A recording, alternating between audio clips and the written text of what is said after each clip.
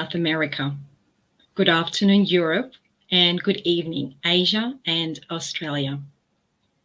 My name is Sophie Elm.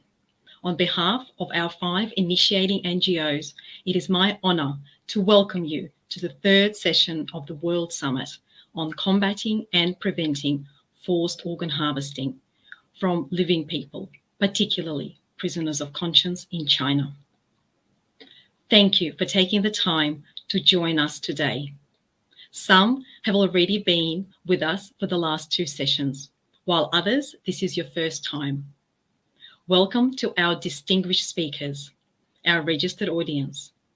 As with the previous 2 sessions, the event today is being live streamed by Epoch Times TV and NTD TV networks. Welcome to our live stream audience. To date, close to 80,000 people have tuned in to this summit, a monumental effort, and we welcome many more today. For the last 2 days, we have heard from some of the world's most esteemed experts in the medical and legal fields. Today, we will look at yet another aspect of this complex atrocity of forced organ harvesting. We will delve into the role that the politicians play in combating what has been dubbed as one of the worst crimes against humanity. Today, we are privileged to welcome 8 political experts from around the globe, majority of whom hold positions within their parliaments. It is an honor to have these distinguished politicians who have the courage to address the deeply concerning crimes of forced organ harvesting and take it as their responsibility to respond to these crimes. I would like to take this opportunity to especially welcome those speakers who will be joining us at the end for a live Q&A. I am sure the audience is looking forward to engaging with them. Before we commence our formal presentations, please allow me to highlight an important distinction. China has a history of over 5,000 years with a rich cultural heritage. Yet the one-party rule of the Chinese Communist Party, or the CCP, has existed for just over 70 years. The unelected CCP does not represent the 1.3 billion Chinese people, and a clear distinction must be drawn between the two. The traits of the CCP are embedded in violence, deceit, and complete rejection of anything that is spiritual or divine. Perhaps that is the reason the tragedy of forced organ harvesting has not only been ignored, but encouraged by the CCP leaders and officials. What other government in the world would allow such horrific crimes to continue for over 2 decades? What other nation would not oppose the grievous violations committed by members of the government, doctors, nurses, and police, to name a few? But today, we will address the responsibilities that politicians in the West take on in the face of such atrocities. Before we commence, let me remind our audience that the speakers during this summit come from 16 different time zones. In order to accommodate all of them, the presentations have been pre-recorded in their native languages and provided to you with English subtitles. Without further ado, let's welcome our first speaker for today. Joining us from Sweden is Sophie Elm. She's a passionate politician and member of the Swedish Parliament. She's also a member of IPAC Interparliamentary Alliance on China, whose mission is to construct appropriate responses on issues relating to the PRC. We are privileged to have with us Ms. Elm, whose voice of courage is committed to defend basic rights and raise uncomfortable truths. Let's welcome Sophie Elm.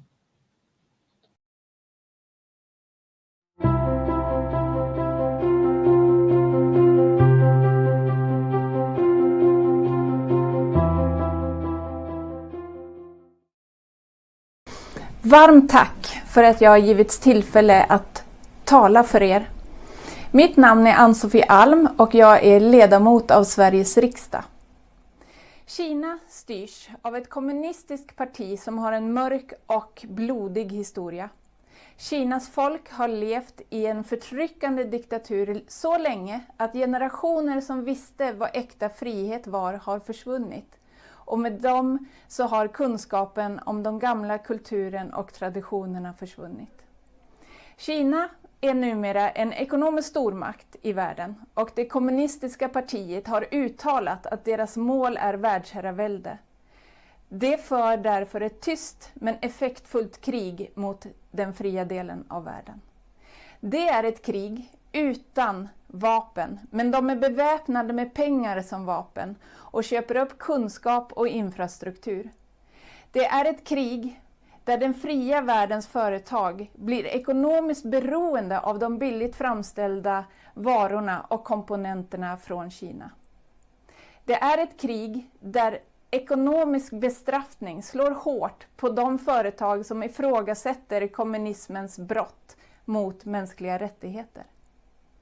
Och för att behålla makten i Kina så utövar det kommunistiska partiet ett förtryck mot sin befolkning på många sätt.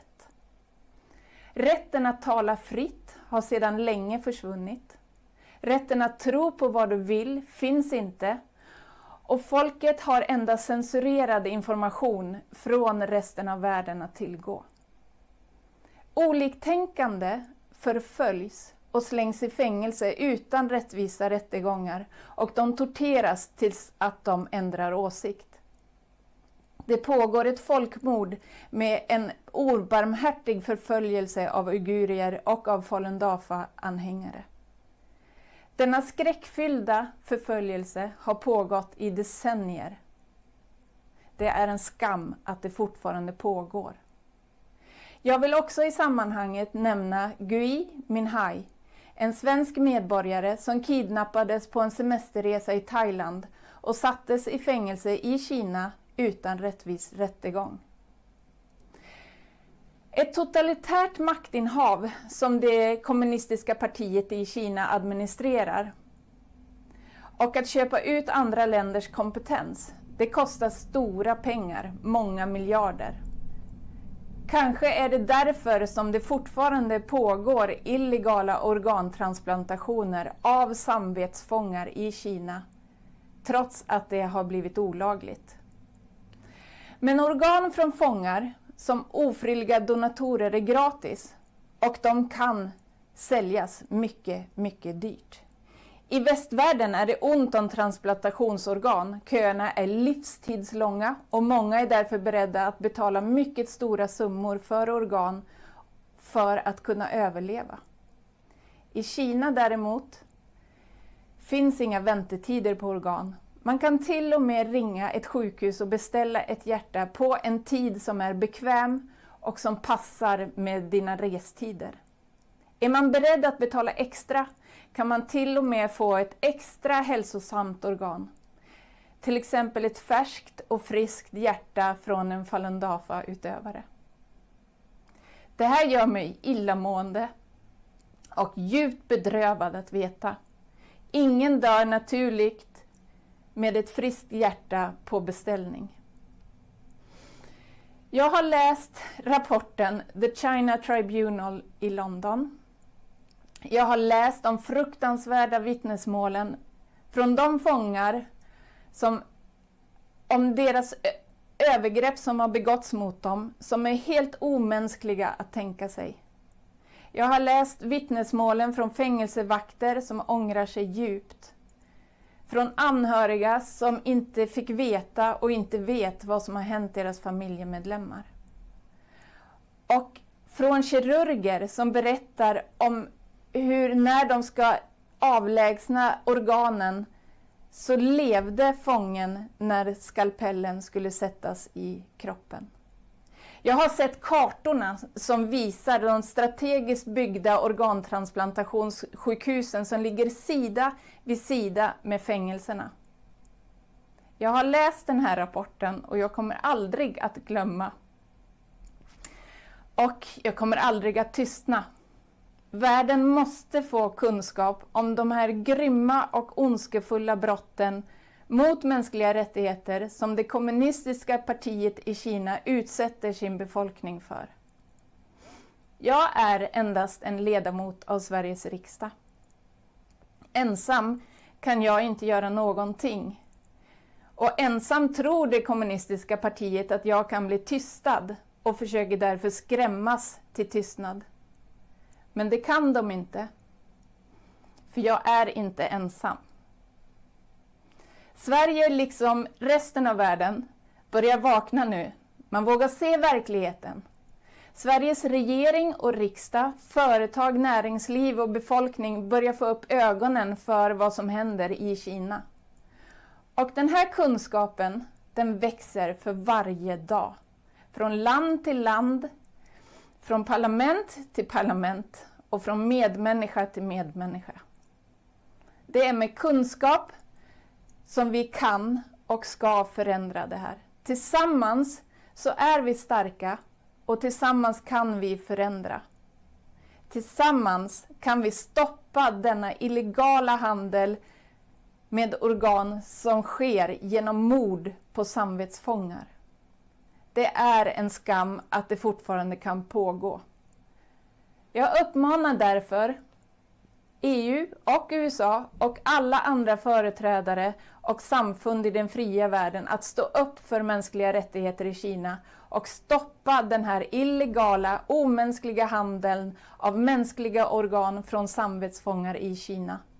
För vi måste stoppa det här nu. Och de som är skyldiga till dessa horribla brott ska dömas för vad de har gjort. Tusen tack återigen för att jag fick tillfälle att tala om vad mitt hjärta är fullt av.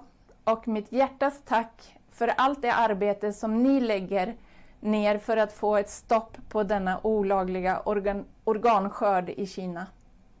Tillsammans så kan vi och tillsammans så ska vi stoppa de här ohyggliga brott mot mänskliga rättigheter i Kina. Tusen tack.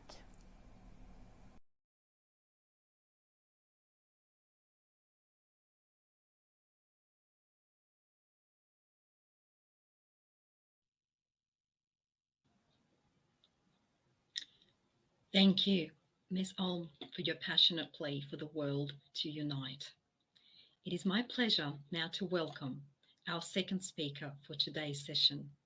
Senator André Gattolin is a French politician and academic lecturer.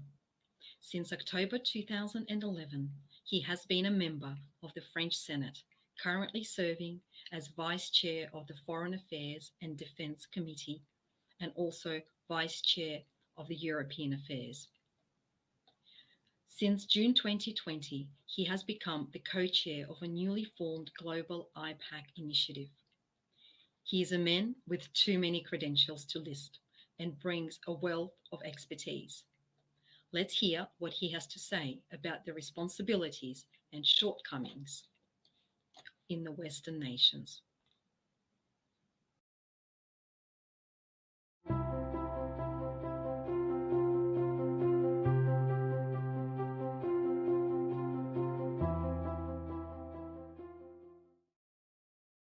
Mesdames, Messieurs, bonjour. Je tiens tout d'abord à remercier très chaleureusement les organisateurs de cet événement de m'avoir invité à participer à vos travaux. Parlementaire depuis 2011, mon engagement politique est en effet très fortement porté sur la question des droits de l'homme et du respect de l'état de droit à l'échelle internationale, en particulier en Europe et en Asie. Co-président de l'Alliance interparlementaire sur la Chine, une association de parlementaires qui couvre actuellement à travers ses membres une vingtaine de parlements démocratiques dans le monde, nous tâchons de nous coordonner et mobiliser nos gouvernements face à la politique toujours plus répressive et invasive du régime de Pékin.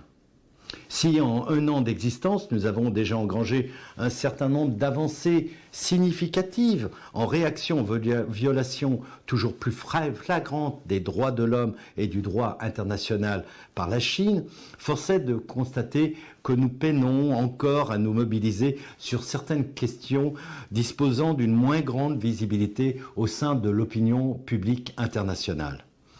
Je pense là, notamment, à la question des interférences, chaque jour plus nombreuses de la Chine dans le monde académique et scientifique occidental, ou encore au scandale des prélèvements d'organes forcés et à la répression forcenée depuis maintenant 22 ans des adeptes de Falun Gong sur le territoire chinois.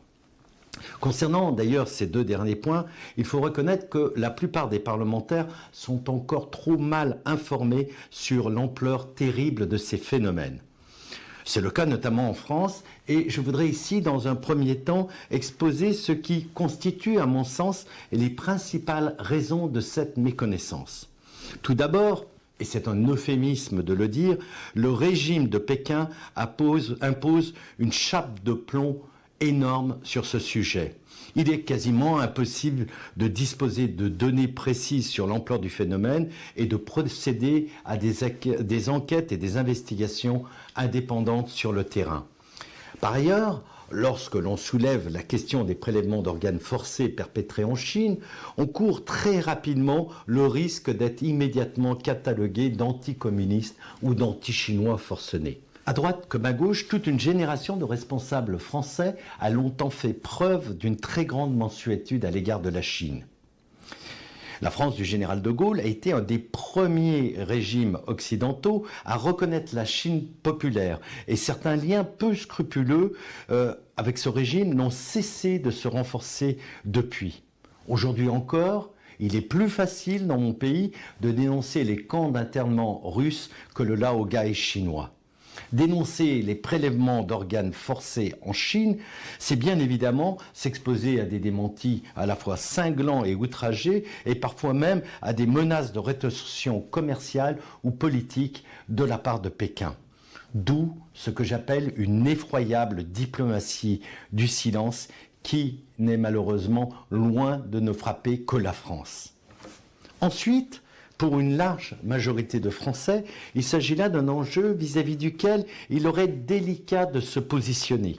Les médias n'en parlent pratiquement pas et la question des transplantations d'organes, licites ou illicites, est presque taboue dans notre société. Celle-ci ne concerne qu'une infime partie de la population et les personnes en attente de transplantation vivent une telle souffrance personnelle qu'il peut paraître parfois acceptable qu'elles recourent à une forme de tourisme médical pour sauver leur vie. Les patients qui bénéficient de telles opérations sont en effet peu disposés à en dénoncer la pratique, voire même à s'interroger sur la provenance réelle des organes qu'ils reçoivent. À la diplomatie du silence s'ajoute la loi du silence des patients et du corps médical. Au niveau politique, on préfère louer notre réglementation qui fixe le caractère volontaire, bénévole et anonyme du don d'organes, mais pas notre incapacité chronique à faire face à un manque cruel d'organes à transplanter sur notre territoire. Dans les milieux scientifiques, on préfère pointer les progrès technologiques en matière de fabrication d'organes artificiels et de transplantation réussie de ceux-ci sur des patients.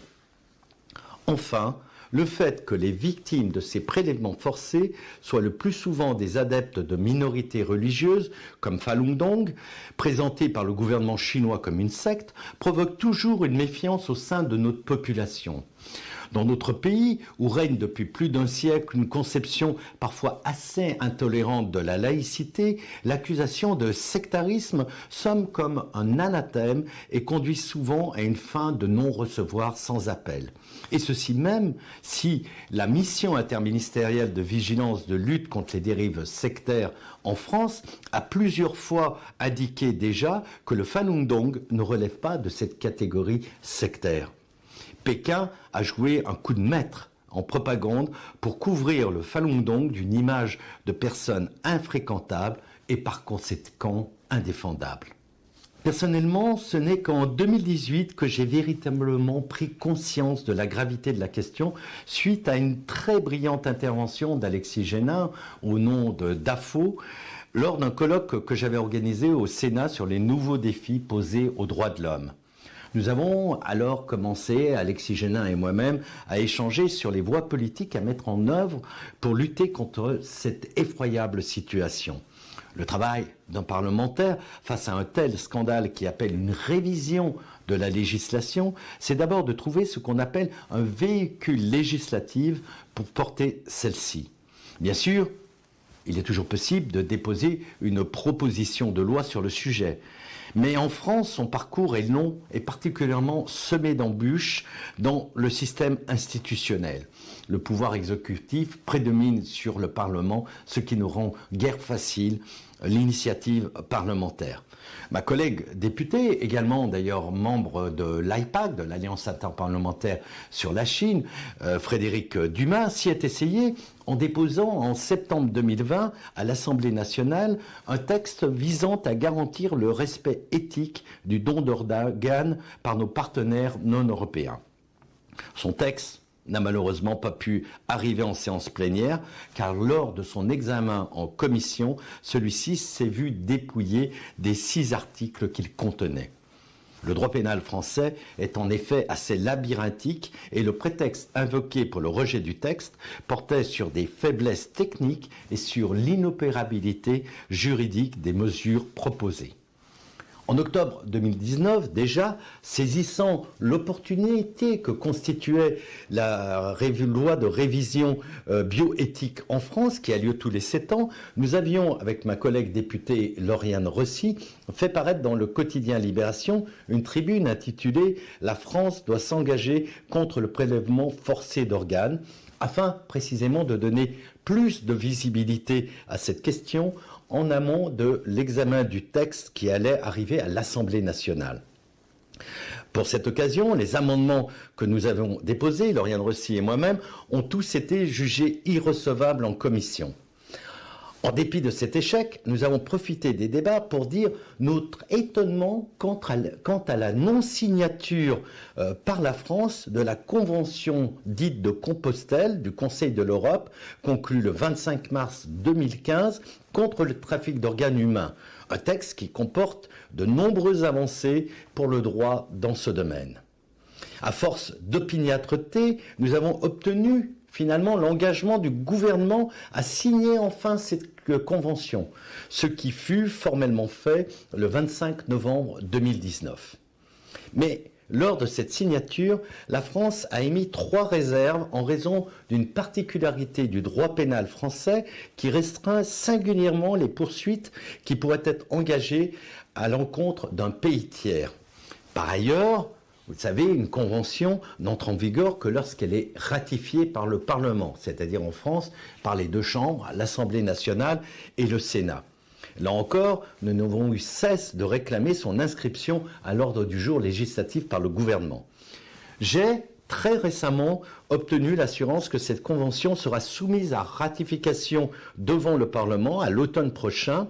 Et le gouvernement français vient, il y a tout juste quelques jours, le 13 juillet dernier, de présenter le texte en Conseil des ministres. Concernant notre demande de levée des 3 réserves qui étaient émises sur la Convention, je ne dispose pour l'heure que d'informations assez contradictoires quant aux intentions du gouvernement. Quoi qu'il en soit, le passage de la Convention devant nos 2 chambres sera l'occasion d'échanges plus nourris avec mes collègues parlementaires. À défaut d'espérer l'instauration à court terme d'un cadre législatif permettant d'engager des mesures fortes contre les pratiques perpétrées en Chine, il demeure néanmoins possible d'agir à 2 niveaux. Premièrement, en nous mobilisant pour faire entrer cette question dans l'agenda médiatique et politique au niveau international. La dérive autoritaire que connaît la Chine et ses atteintes croissantes à l'encontre du droit international conduisent les responsables occidentaux à sortir de la cécité et de la naïveté dont ils faisaient jusqu'à présent preuve à l'égard de ce pays. En témoigne la récente prise de conscience quant aux exactions conduites contre les Ouïghours, le soutien de plus en plus affirmées à Taïwan ou encore les critiques grandissantes à l'égard des autorités chinoises qui bloquent les enquêtes menées sur les origines de la pandémie de Covid-19. Deuxièmement, en pointant les responsabilités de certains pays développés qui, au nom d'une sacro-sainte coopération médicale et sanitaire, ont procédé sans précaution à des transferts de compétences et de technologies qui ont conduit aux dérives honteuses aujourd'hui observées en Chine. Il ne faut pas oublier en effet qu'à la source du développement de cette véritable industrie du prélèvement et de la transplantation en Chine, certains pays, comme la France, ont en amont largement participé à la formation de nombreux chirurgiens chinois à la très délicate technique des transplantations d'organes. Sur le principe de cette formation, il n'y a rien à redire, il n'y a rien de répréhensible. Mais notre confiance, accordée, il faut bien le dire, un peu trop naïvement au système médical chinois, a été trahie. Nous n'avons pas su exiger un droit de regard sur ce qui pouvait en résulter, et ceux qui se sont fait piéger au nom du partage de la connaissance et d'un certain humanisme scientifique refusent encore aujourd'hui de reconnaître leur part de responsabilité.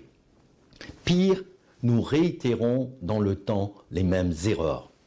Dans ce jeu de dupes où la Chine considère que ce qui est à elle et ce qui est aux autres est partageable, les choses ne sont jamais allées aussi loin que lors de l'actuelle crise de Covid-19. Permettre à la Chine, comme l'a fait la France, de développer des laboratoires de virologie de haute sécurité relevait au départ sans doute d'une bonne intention. Il s'agissait en effet officiellement, après la terrible épidémie de SRAS qu'a connue l'Asie au début des années 2000, d'aider notamment la Chine à se doter d'instruments de premier plan qui lui manquaient pour étudier et prévenir les pandémies à venir. Très bien, mais fallait-il le faire jusqu'à abandonner toute exigence de transparence, de suivi et de réciprocité ? Était-il raisonnable d'accepter chez les bénéficiaires de cette coopération l'instauration d'un flou grandissant entre recherche civile et recherche duale ? Au lieu d'être, comme promis, un lieu de recherche internationale où se croiseraient des équipes de tous les pays, le laboratoire de haute sécurité de Wuhan est devenu un bunker désormais contrôlé par l'armée chinoise, à peine entrouvert et après nettoyage aux peu diligents enquêteurs de l'OMS qui se sont rendus sur place en début d'année. À quoi avons-nous droit en retour, sinon au déclenchement d'une vaste campagne de propagande de la Chine visant à rejeter la responsabilité première de la pandémie vers les pays occidentaux? Faut-il, dans ces conditions, abandonner toute forme de coopération médicale avec des pays conduits par des régimes autoritaires? Je ne le pense pas. La santé est un bien commun. Et la pandémie de Covid-19 nous rappelle que les crises sanitaires ne connaissent pas de frontières. Pour autant, nos coopérations scientifiques et médicales doivent être impérativement repensées.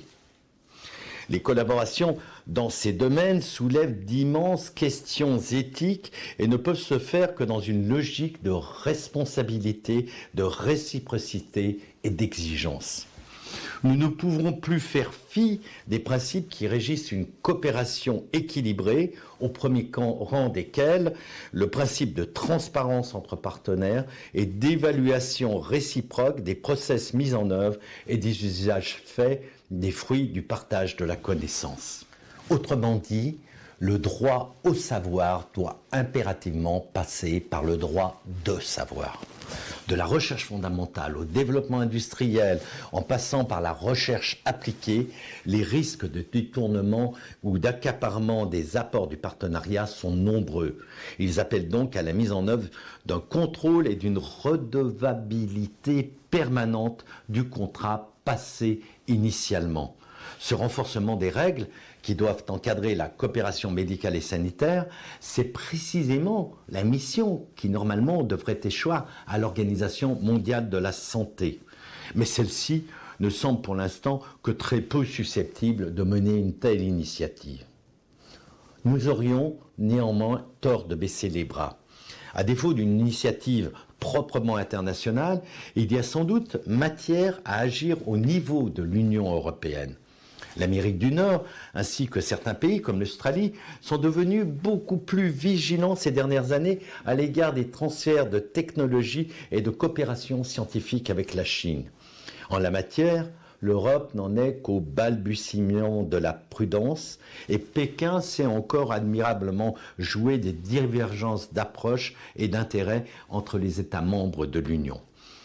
Mais à la faveur de la pandémie de Covid-19, l'Europe a commencé à prendre conscience que les politiques de santé ne pouvaient plus se concevoir comme une compétence strictement nationale et qu'il était pour elle indispensable de se doter de moyens véritablement coordonnés pour faire face aux enjeux.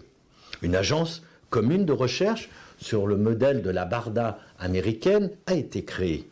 De même, un pass sanitaire commun et une interopérabilité des normes sanitaires mises en œuvre s'est installée. Pour l'instant, les règles de coopération médicale et sanitaire avec les pays tiers demeurent absentes de cette réflexion européenne. C'est pourquoi nous, parlementaires, appelons instamment les dirigeants de l'Union à compléter ces politiques européennes de santé par la définition d'un cadre éthique et opérationnel visant à en préciser les conditions et les formes. En définissant désormais la Chine comme un rival systémique en matière de droits humains et de modèles politiques de gouvernance, l'Union européenne vient de commencer à se prémunir des ingérences de toutes sortes opérées par Pékin et devenir un peu plus vigilante dans ses coopérations économiques, scientifiques et universitaires. C'est pourquoi, aujourd'hui, l'Europe se doit d'agir très concrètement en dénonçant toutes les violations flagrantes et répétées à la dignité humaine et aux droits fondamentaux perpétrées par le régime chinois, au risque sinon de s'en rendre complice. Je vous remercie de votre attention.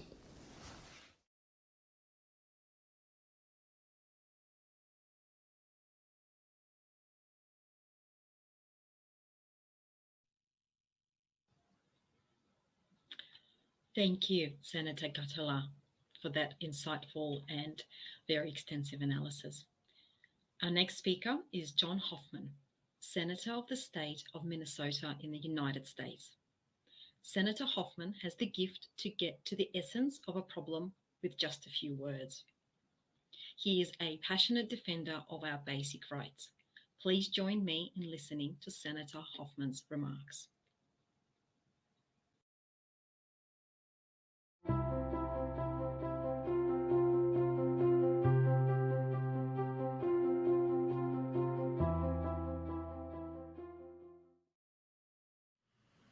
Hello, everyone, and thank you for taking time out of your lives to join us here at the World Summit on Combating and Preventing Forced Organ Harvesting to discuss the travesty that is forced organ harvesting.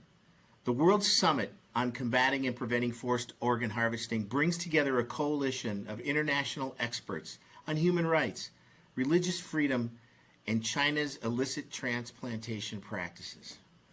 Over the year, people have answered the call to arms to end this horrific practice from around the world.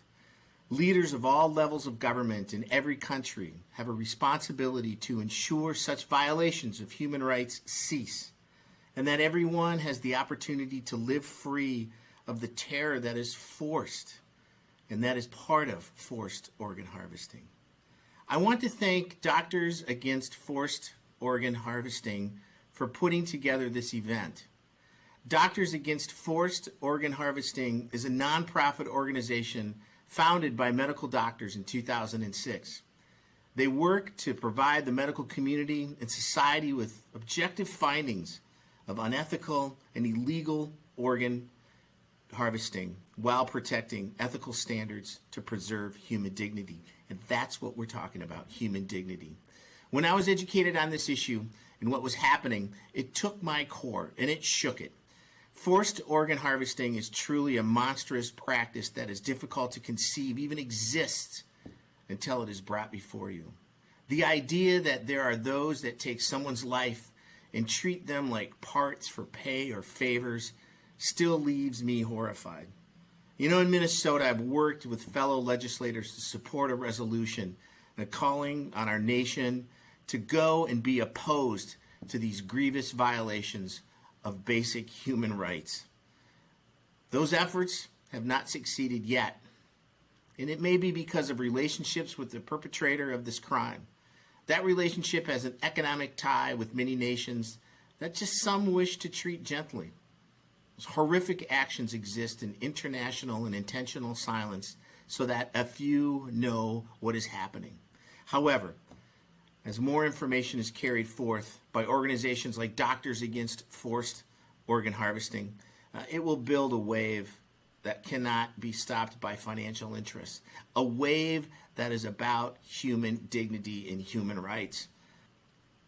I have hope that with perseverance and with strength of the truth, we can all come together to end forced organ harvesting for good.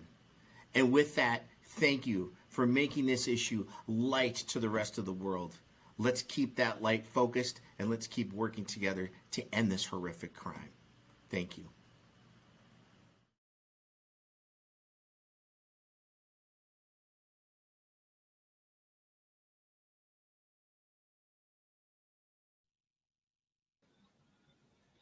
And thank you, Senator Hoffman.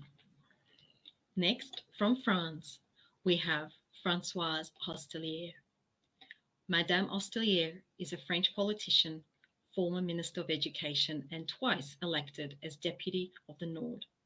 She is an Honorary Inspector General of the French Ministry of Education. Outside of education, she is a stern human rights advocate. We are fortunate to have her with us today and look forward to hear her speech about the issue of forced organ harvesting.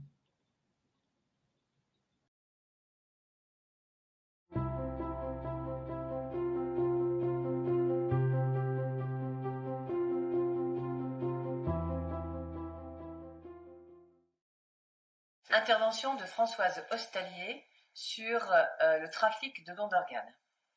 Je remercie et je félicite les organisateurs de ce sommet mondial sur un sujet peu connu et même trop souvent volontairement ignoré par de nombreux spécialistes, le trafic d'organes.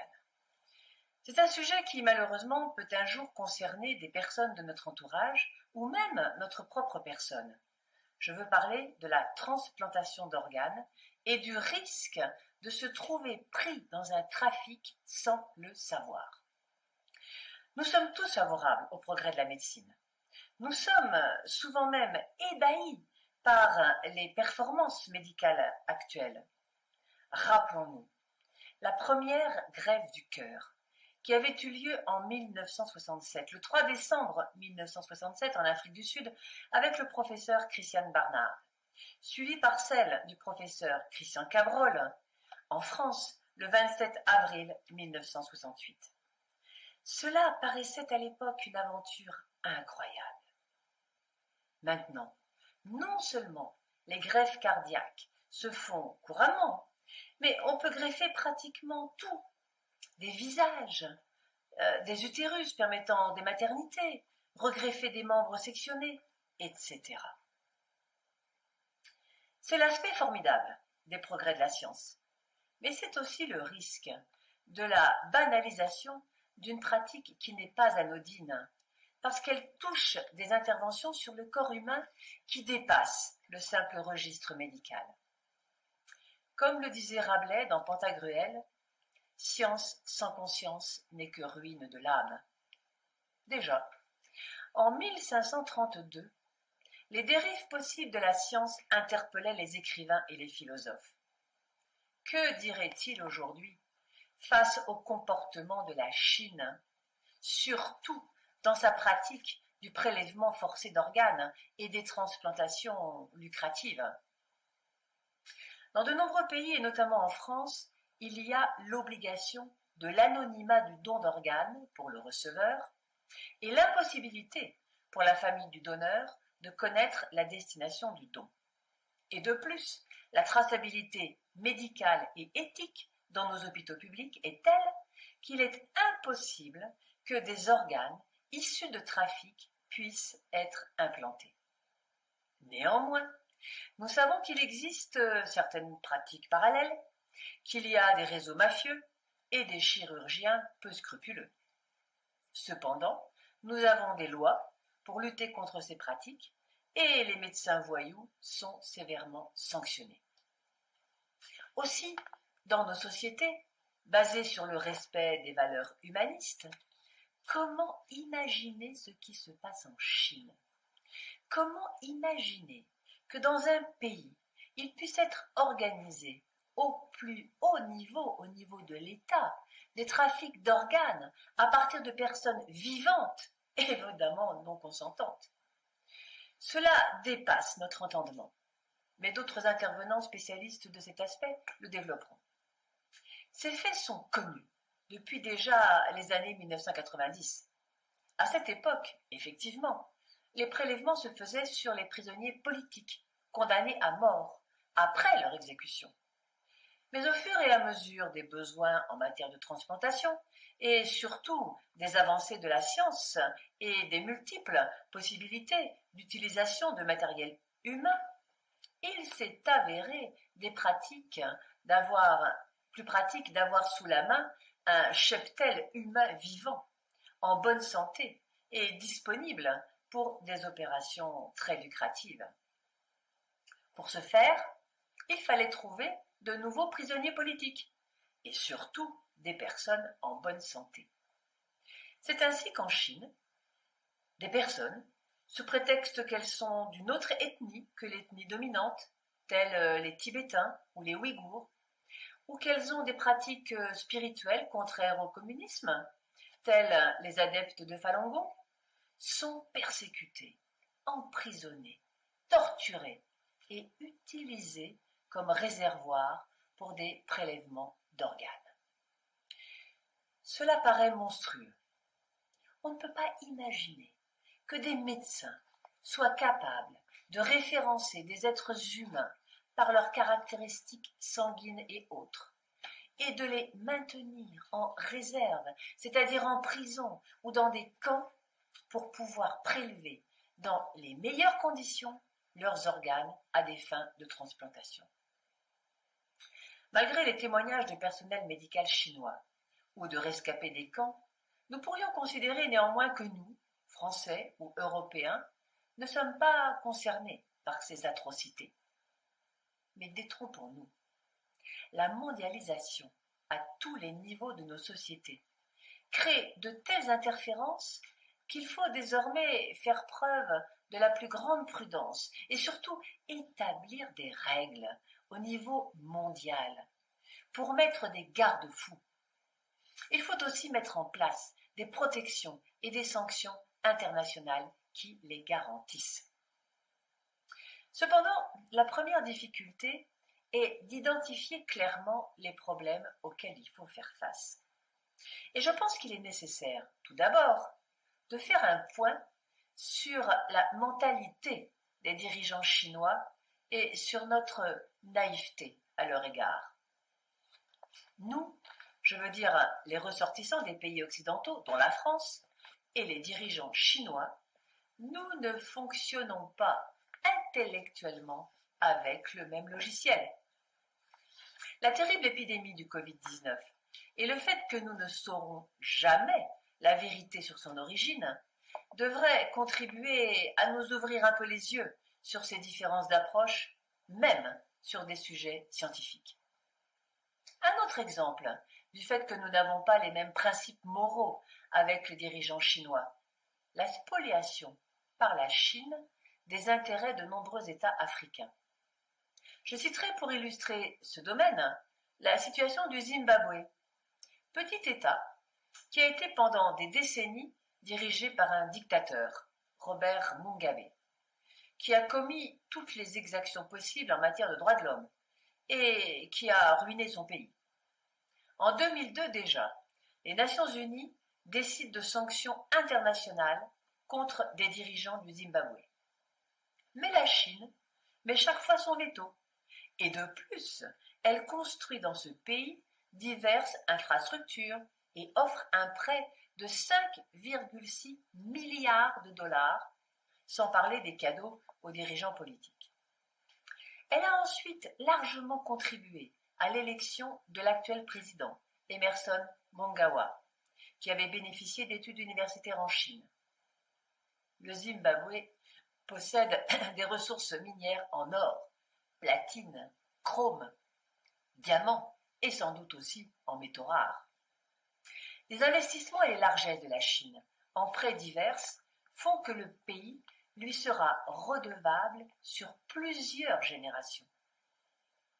De plus, les dirigeants chinois étant peu regardants en matière éthique, ils encouragent la corruption auprès de tous leurs intervenants africains, alors que la communauté internationale réprouve ces pratiques.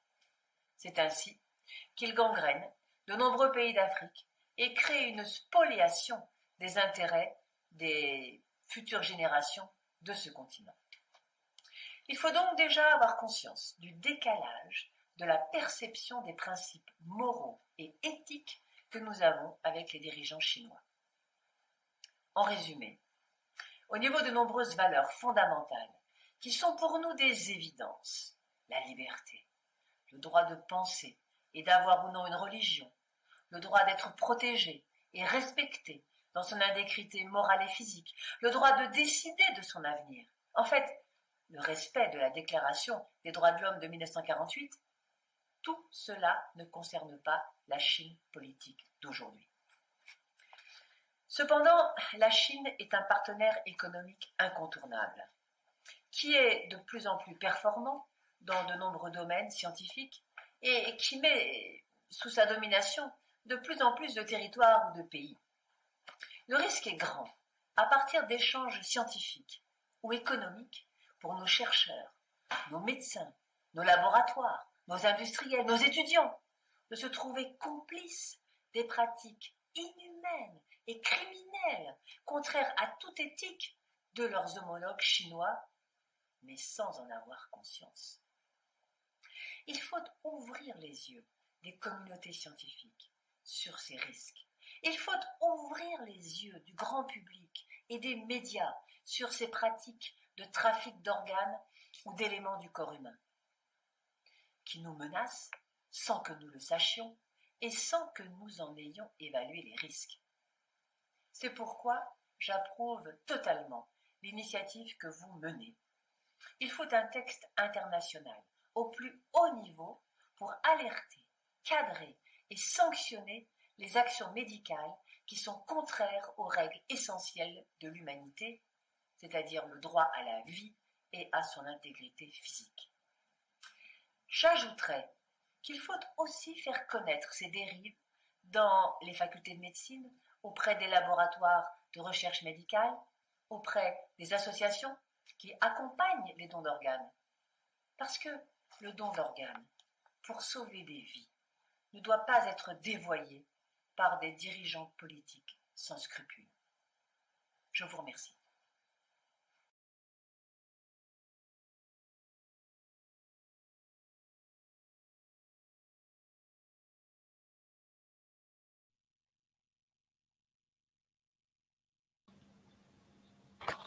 Thank you, Madame Hostelier, for such empowering words. And indeed, international action is so needed. And I'd like to take this opportunity to remind our audience that next week, at the last session of this World Summit on Sunday, there will be a release of the Universal Declaration to address and combat forced organ harvesting. That declaration will be formally released. So I would encourage everyone to join the last session next Sunday.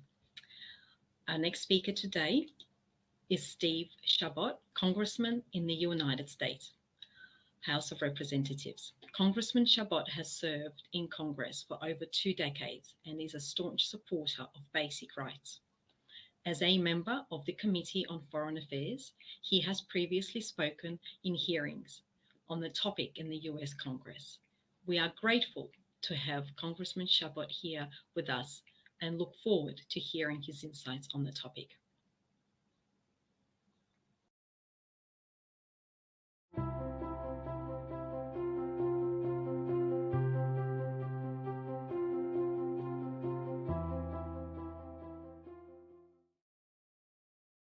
Hi, I'm Congressman Steve Shabbat, and I represent Cincinnati, Ohio.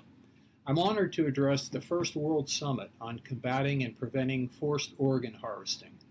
As a senior member of the U.S. House of Representatives Foreign Affairs Committee and a longtime advocate for human rights, I believe that this gathering is of the utmost importance.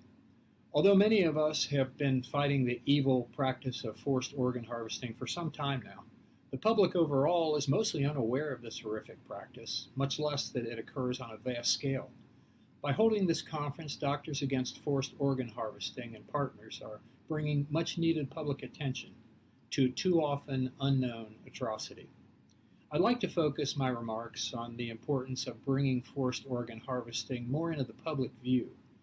As you all know, the primary focus of such efforts must be the People's Republic of China, which continues to be the principal perpetrator of forced organ harvesting. As the lead Republican on the Foreign Affairs Subcommittee with jurisdiction over China, I closely monitor Beijing's efforts to remake the world in the image of the Chinese Communist Party. On every front, Beijing is challenging the free world and our premise that open societies, free markets, and the rule of law result in a more prosperous and equitable existence for everyone. This challenge is open and obvious whether we look at the PRC's territorial ambitions against its neighbors, its rampant theft of intellectual property, its manipulation of the international trading system, its penchant for secrecy and cover-ups which led to the COVID-19 pandemic, or any number of other issues. But perhaps the Chinese Communist Party's most fundamental challenge to the free world is in the area of human rights. Indeed, Xi Jinping reveals in his writings he doesn't believe in human rights. Rather, he believes human rights are a bourgeois belief system that will be superseded by the Marxist ideals of the CCP. Xi's vision goes hand in hand with the CCP's bloody history, a history stained by the continuous effort to strengthen the party and smother all dissent by undermining the values that are cherished by freedom-loving people around the world. The CCP has trampled political rights in Tiananmen Square in Hong Kong, squelched the freedom of speech through the Great Firewall, and obviously crushed any notion of freedom of religion. Not only has the CCP sought to eliminate the practice of Falun Gong, it has attempted to stifle Christianity and uproot the unique culture of Tibet, going as far as trying to dictate who the next Dalai Lama will be. And they've taken this campaign to a whole new level in Xinjiang with widespread slavery, rape, torture, and mass incarceration of the Uyghurs and other minorities in modern-day concentration camps. It should come as no surprise, then, that the PRC, under communist leadership, is engaged in one of the most barbaric practices in human history, forced organ harvesting, to bring health and wealth to the CCP and its cronies.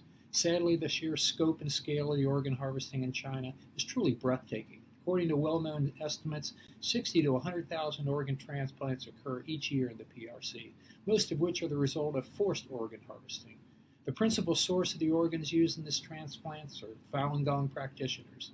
This despicable practice allows China to maintain a virtual on-demand organ transplant regime, which is unheard of even in the most developed countries.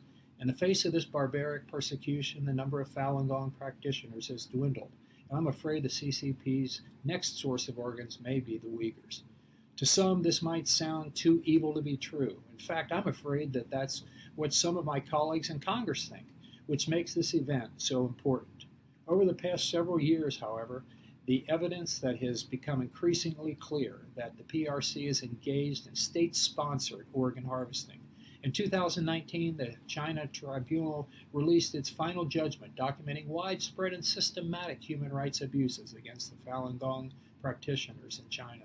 The abhorrent practices documented by the China Tribunal echo the findings of other recent efforts to document these horrific abuses.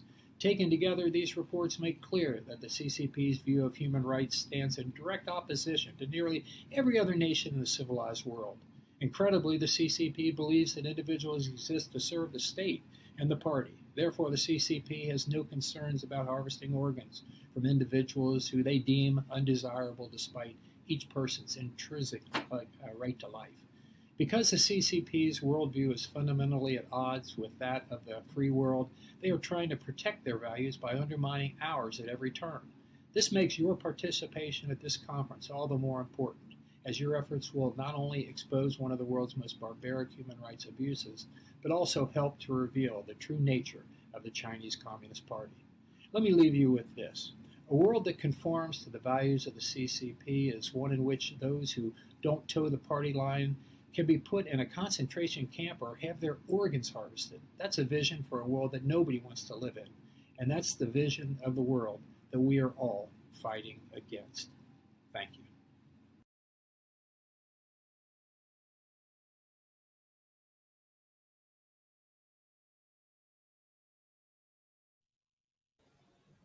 And thank you. We are honoured now to have with us Lord Philip Hunt. Lord Hunt of King's Heath is a former health minister and is a Labour member of the House of Lords in the UK.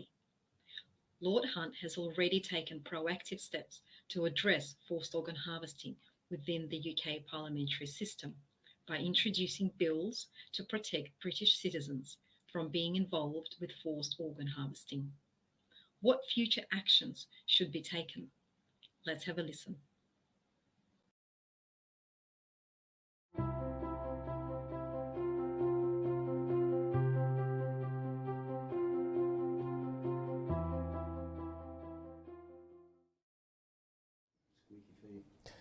It's with great pleasure that I speak at this World Summit, though sadness that such a summit should be necessary. My interest in tackling the issue of forced organ harvesting in China came about after I was a sponsor for the opt-out organ donation bill in the United Kingdom, which is now in UK legislation.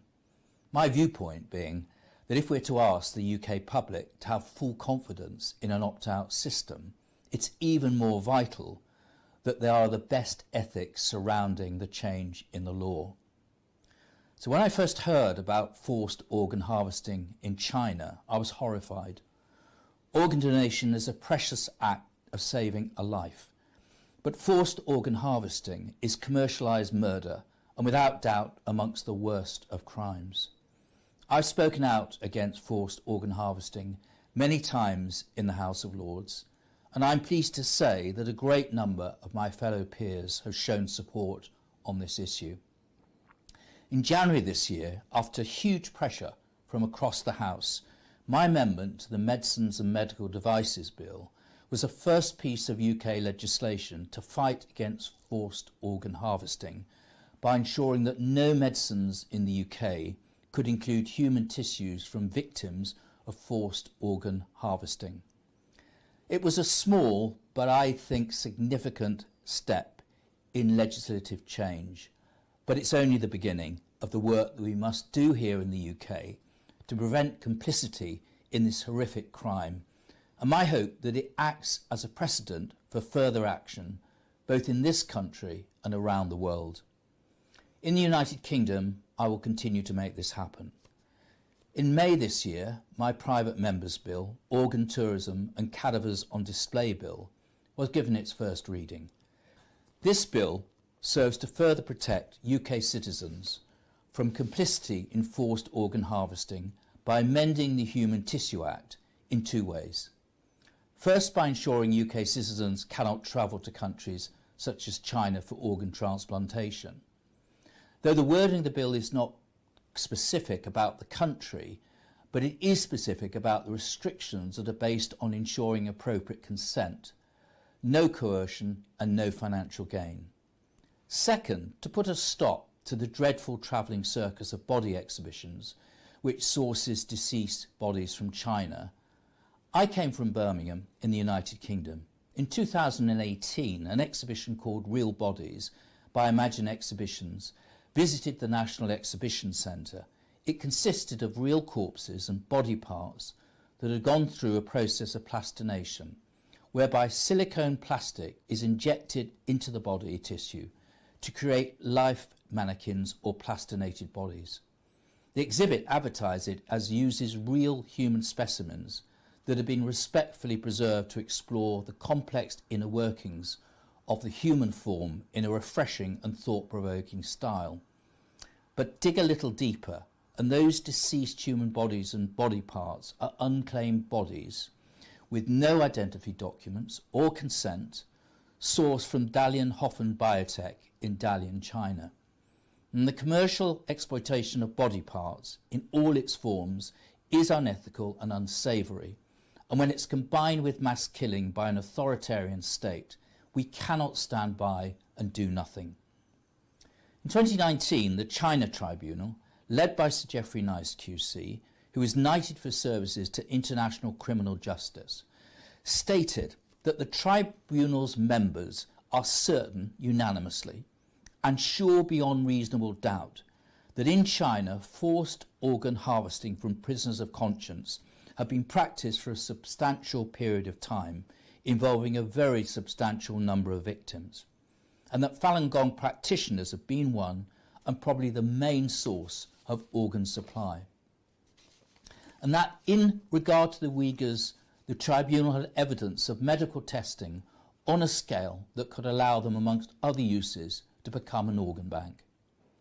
And we're now hearing further testimonies during the course of the Uyghur Tribunal of potential forced organ harvesting of the Uyghurs, and including those who testified of the discovery of medical files detailing all the Uyghur detainees' blood types and results of liver tests whilst they were working to a Uyghur camp. Ethan Gutman gave testimony detailing his investigations and recent December 2020 report. So what can we do internationally to stop this crime? Well, Spain, Italy, Taiwan, Israel, Belgium, Norway, South Korea have already taken legislative action to prevent organ tourism in China. A number of states and countries around the world have made statements and passed resolutions against forced organ harvesting. Mixed actions against perpetrators are yet to be used and could play an important role. Universities and medical companies and institutions should also prevent their own complicity and take a stand against forced organ harvesting. There is much more to do. International government action must continue. It is all our duty to act when we see innocent people falling victim to such dreadful crimes. It's taken a long time for many countries to take legislative action to combat forced organ harvesting. For many years, there were doubts as to whether the crime was actually happening, easily thought too horrendous to possibly be true. The Chinese government have always denied the crimes, brushing them off as rumours, and the World Health Organization has continually backed this up. However, it was revealed by the UK government in 2019 that the World Health Organization's assessment is based on China's own self-assessment, and that the WHO has not carried out its own assessment of Chinese organ transplant system. The WHO does not have an independent expert compliance assessment mechanism in place to carry out such an assessment. It merely has a reporting requirement. Over the years of forced organ harvesting has continued to build, and whistleblowers have stepped forward. The body of evidence becoming vast, including detailed statistical analysis of transplantations and donations, numerous recorded undercover telephone conversations, legal and policy statements, and the practice of the government and the party, advertisements, admissions of university and military personnel, and a large number of personal testimonies. It's such a volume of evidence, not always easy to collate and assess. But the China Tribunal judgment has enabled many in government to start taking the issue of forced organ harvesting more seriously. The tribunal members assessed all available evidence over the course of 12 months, a task that the government simply wouldn't have had time to do themselves. Now, my bill has been introduced in the House of Lords.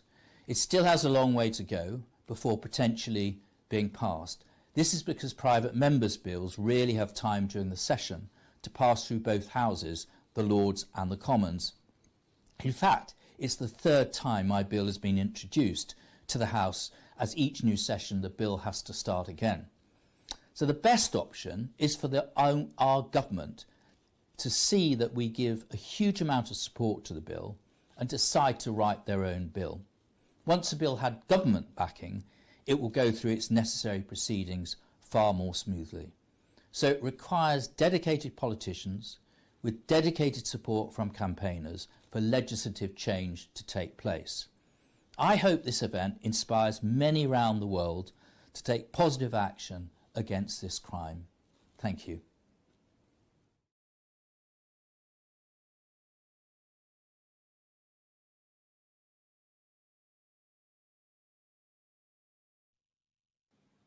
And thank you, Lord Hunt. What an absolute inspiration to the rest of the world. Our next speaker is a member of the European Parliament, Herman Tertsch, joining us from Spain.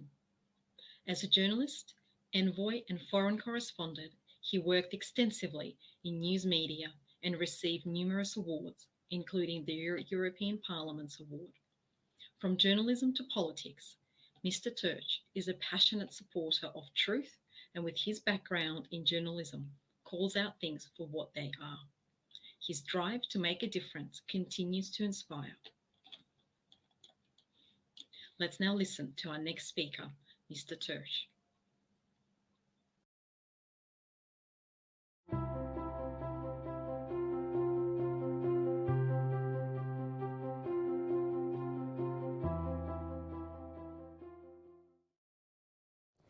Hola a todos, soy Herman Tertsch, soy eurodiputado del partido de España Vox y estoy en el Parlamento Europeo dedicado a muchas diferentes cuestiones de política internacional, pero hay uno de los asuntos que nos tiene enormemente preocupados y que además nos conmueve por su enorme tragedia que lleva escondida detrás de los hechos duros y crudos que son la realidad.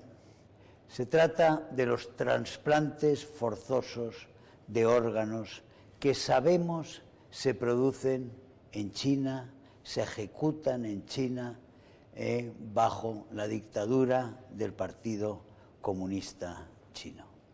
No sabemos cuántos miles de trasplantes se producen, no sabemos todas las capas sociales, ni sabemos los segmentos, todos los segmentos a los que afecta. Sí sabemos, por ejemplo, que el movimiento Falun Gong está enormemente afectado por ello y que los presos políticos en general son siempre uno de los objetivos que pueden en cualquier momento verse sometidos a un trasplante forzoso y muchos de ellos inmediatamente a lo que es la ejecución, lo que equivale a la ejecución por su muerte, para suministrar órganos a personalidades extranjeras o chinas que estén dispuestos a pagar ese órgano por unas enfermedades suyas para seguir viviendo. Esta atrocidad,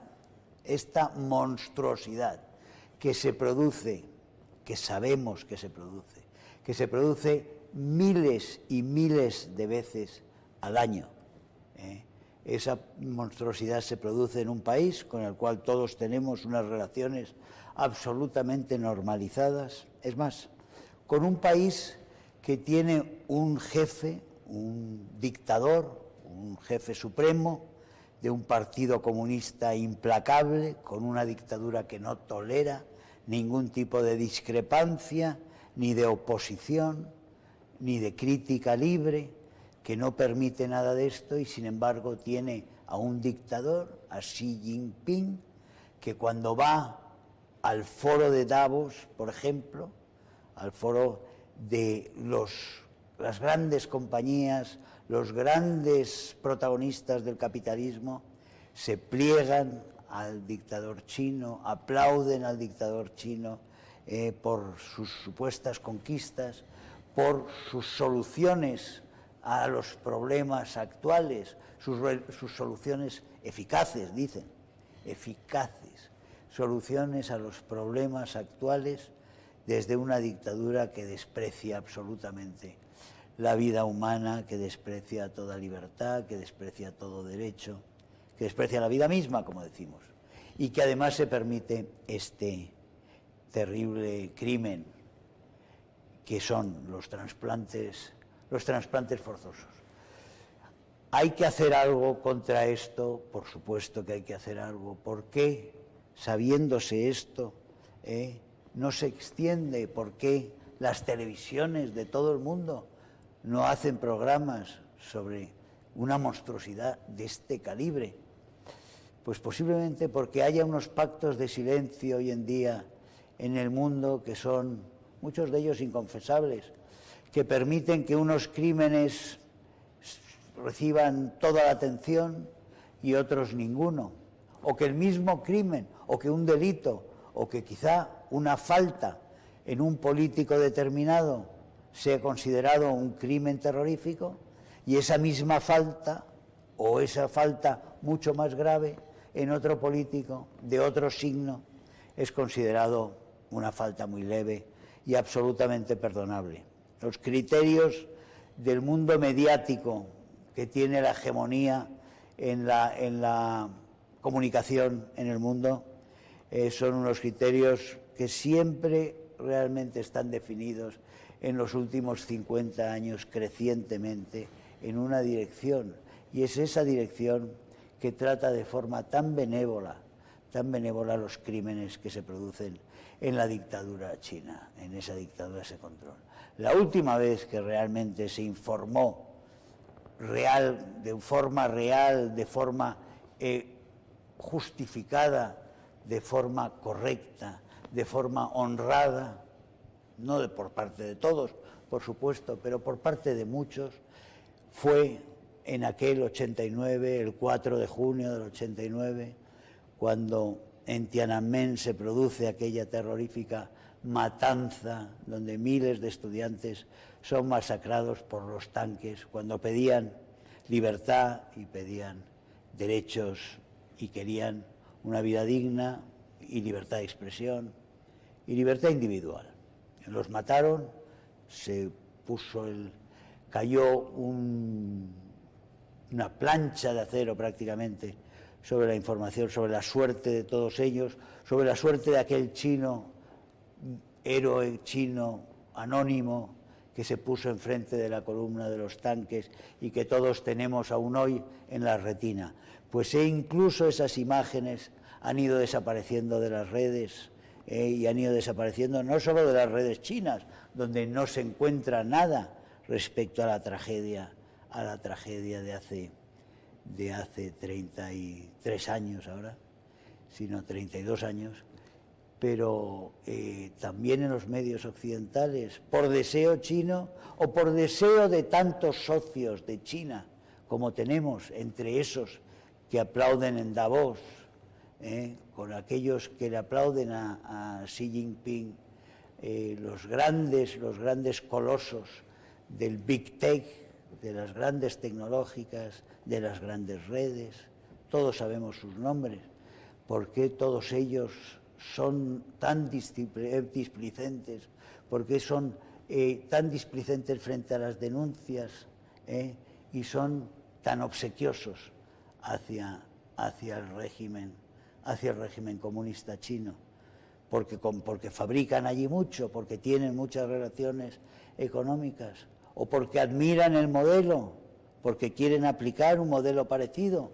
en Occidente, donde quizá la democracia, estas democracias nacionales, que es la democracia donde se puede pedir cuentas, no les gusta y prefieren un régimen globalista grande donde cada persona sea anónima e intercambiable y podamos quitarle unos órganos a uno para dárselos a un mejor postor o a alguien que nos convenga más por alguna cuestión.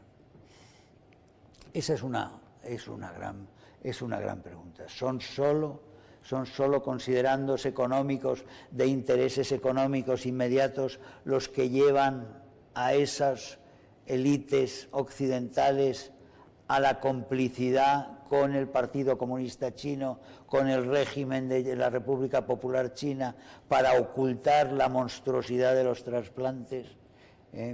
Esos trasplantes que, como digo, se llevan no sabemos cuántos miles de presos políticos, de presos comunes, de personas del movimiento Falun Gong, de discrepantes, gentes en ese mar de súbditos sin derechos que son los 1.300 millones de chinos bajo la bota y bajo el dictado implacable del régimen comunista, que todo el mundo parece aceptar como un régimen muy eficaz. Ese régimen que ha lanzado un virus a todo el mundo, que ha paralizado el planeta mientras China sigue funcionando.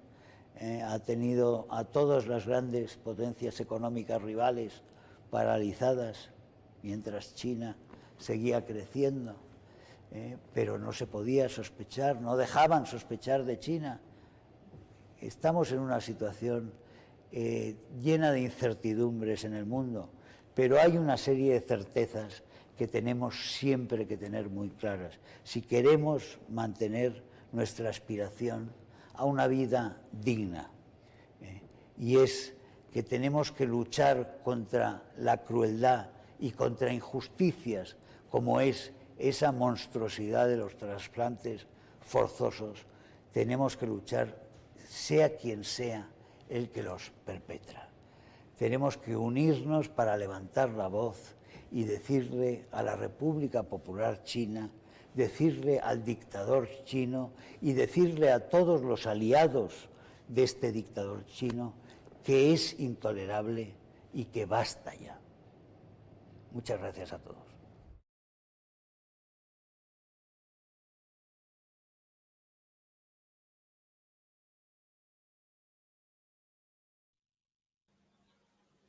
Thank you, Mr. Turch. Our last speaker for today's session joins us from USA.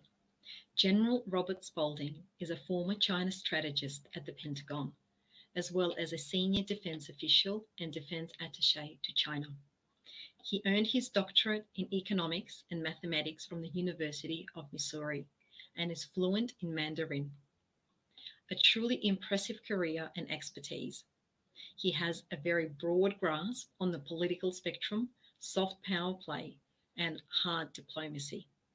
Is engagement the effective approach, or have our democratic systems have been infiltrated with elements of the very regimes they try to oppose? Let's hear from General Spalding.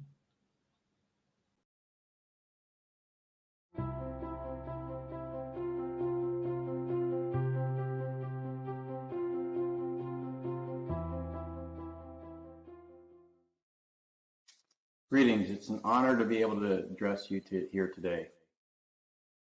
You know, for almost 30 years, I trained, studied, planned, and really thought about warfare. And fundamentally, warfare is a political act. That Clausewitz says that war is politics by other means. In other words, I was trained and taught and worked on using military force to achieve a political outcome. But today, war has been transformed by globalization and the internet to something fundamentally different. War is about political influence. It's about influencing an opponent to adopt a political position that they are otherwise unwilling to. Clausewitz says war is politics by other means. And today we see politics by other means through the use of information and finance. Today, policy is not made any differently than it has been for governments all around the world for hundreds of years. Politicians who are influenced by their constituents or their funders make policy decisions. What happened at the end of the Cold War was that the free world, the democracies, which had banded together to fight the Soviet Union, essentially said the war was over. The war for ideas was over. The war about what type of political system was better was over. And in fact, the world would adopt the position that liberal democracy was the best way to advance humankind. And so in order to pursue that, they threw open the doors, the gates to our societies, to our economies, to our trading system, to our financial systems, to our academic systems, and to our political systems, to authoritarian regimes. in the anticipation that as those regimes gained wealth, that they would adopt liberal democratic principles. And even as we saw the rise of the global internet, the mobile economy with the introduction of the iPhone, there was a belief that social media platforms like Twitter, like Facebook, would help usher in this world of democracy. And in fact, it appeared to be that way as the former Soviet states began to democratize, as the Soviet Union crumbled. We saw a rise in democracy, and many of these elements were fueled by representative citizens collaborating, communicating, collaborating with and through social media platforms. But then there was a recognition by the authoritarian regimes of what was happening and the determination to harness that power for authoritarianism. And so the technology, the global economy was adapted by these regimes to essentially create the capability to change warfare from primarily a kinetic problem of ones of bombs and bullets to an information and finance problem, one where these platforms, these social media platforms, and the global economy could be leveraged to create political outcomes that favor their interests. And in fact, we've seen that in spades with the coronavirus in 2020. We know, for example, that the report that came out of the the coronavirus in 2020. We know, for example, that the report that came out of the Imperial College of London calling for 2 million Americans to die from the coronavirus was hyped by Chinese propagandists and was used to create fear and panic, along with videos of people collapsing in the streets in China, an area where these platforms are not allowed to be used. And then we have evidence of the Chinese Communist Party using social media platforms to then further inflame and then encourage the adoption of lockdowns, global lockdowns, to ensure the prevention of the spread of a disease that really has a fatality rate of less than 1% of the population. Meanwhile, the Centers for Disease Control and other international medical bodies, which called for voluntary quarantine of the vulnerable, adopted these lockdown measures universally and created an economic catastrophe. And so what you see is the application of political warfare through globalization, the internet, on a mass scale. Now, this same political warfare is used to desensitize, to deflect any criticism and understanding of things like the genocide of the Uyghur population, the lockdown and control of the people of Hong Kong, the mass incarceration and organ harvesting of the Falun Gong, and the outright oppression of certain elements of the Chinese population, particularly those that the Chinese Communist Party fears. And I fear that in the coming years we will see the same thing happen to Taiwan, as the Chinese Communist Party feels it has been extremely successful at locking down Hong Kong without getting too much pushback from the international order. How does this happen? How is this political influence spread into our societies? Well, primarily it's using the levers of the market pull from the Chinese market and Chinese finance. So U.S. corporations, multinational corporations are influenced both in terms of the ability to do business in China or the ability to gain Chinese investment. And this, in turn, creates an incentive on them to basically influence the political systems of their host countries. And so U.S. corporations are influencing the U.S. political process, the same for Germany, same for every other democracy, in anticipation of the profits that can be gleaned either from working in China or working with China or working with Chinese money. And in turn, any pushback, any political pushback domestically within those nations is met by the weight of the business industry within those countries. And so it becomes very, very difficult for countries that formerly supported human rights, civil liberties, rule of law, things that we created after the end of the World War II to create a better world. These nations now are adopting more authoritarian principles because they are incentivized to do so by the Chinese Communist Party. Over time, we will see an increase in authoritarianism, and that is what we should expect unless we begin to understand and compensate for this effect. What should we do? Well, the U.S. national security strategy really has a three-part initiative to focus on this. One is decoupling. It's really about creating distance between the Chinese Communist Party and our political, our academic, our financial, and our economic and trading systems, and letting the American free market economy work with other democracies to promote the prosperity of the citizens of those free societies. Part two is to rebuild, to use the innovation, technology, talent, and capital that has been flowing for the last 25 years into China to flow into free societies, to lift the prosperity and productivity of those nations, to ensure they have jobs, that their kids can have a better life than they do, to ensure they have homes, the things that we used to consider to be part of the American dream. What are we talking about? Infrastructure, manufacturing, science and technology, STEM education, things that we used to, as a nation, invest in, and which our allies and partners also invest in. And finally, number three is to inspire other nations to adopt the principles of democracy. This is done by serving the citizens of a democracy to ensure that they have the prosperity and can achieve what we call the American dream. So, ladies and gentlemen, I appreciate the time. I look forward to any questions, and I wish you a good day.